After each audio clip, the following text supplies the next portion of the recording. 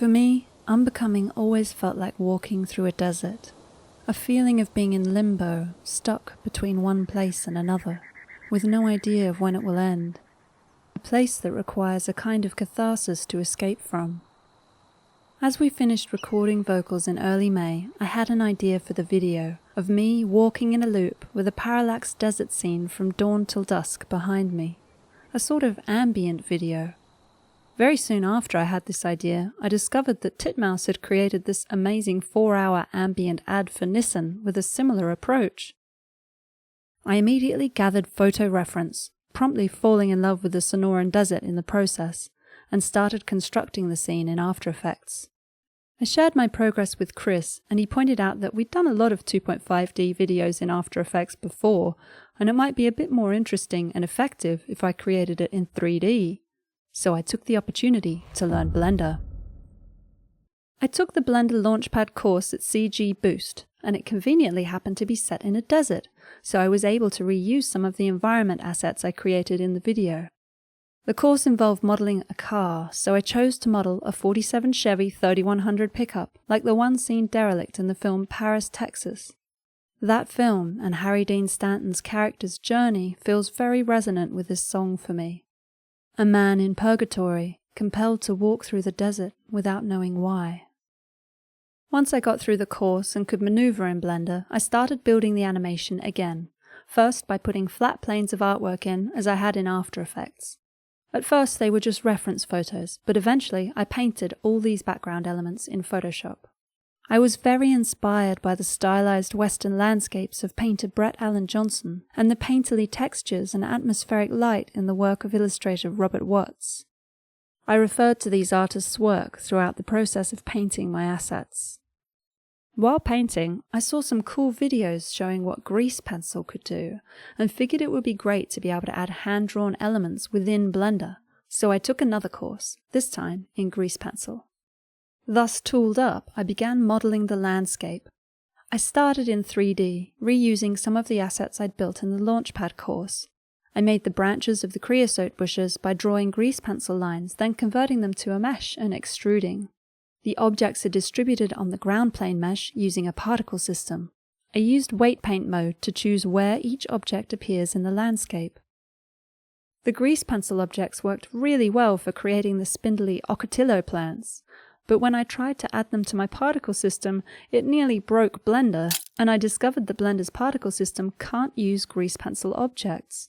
So I tried placing them around the landscape individually, but then found that they always rendered on top of everything, even when in the background. I couldn't solve this issue, so I just switched back to drawing elements in Photoshop and importing them as planes in Blender.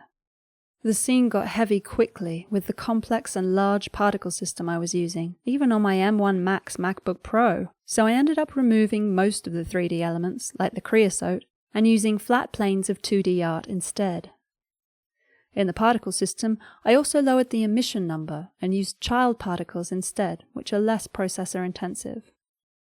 I pulled in some 3D elements from Sketchfab, a great site where you can find loads of 3D models, including free ones. I absolutely love this abandoned gas station. It was exactly what I was after. Then I added a sunlight and animated the environment properties, including some volumetric fog to simulate the transition of sunrise to sunset. I added some ambient occlusion, bounce light, around the gas station too. I rendered the background with volumetric effects and without, so I could use one as a matte and put an animated, painted sky in the background in After Effects. The rendering took forever. There were just 2 shots, but I needed both day and night versions, split into 2 layers with 2 passes, one for the matte, for tweaking in After Effects. It was 10 renders in total, with each pass taking about 5 hours. Of course, they weren't right the first time either, so there were many renders and checks. I'd love to use a render farm for this sort of thing in the future, as it really slowed everything down painfully. Meanwhile, we picked up a treadmill for just £20 on Gumtree, and used that with a fan blowing on my hair for the shoot. The shoot took less time than one render.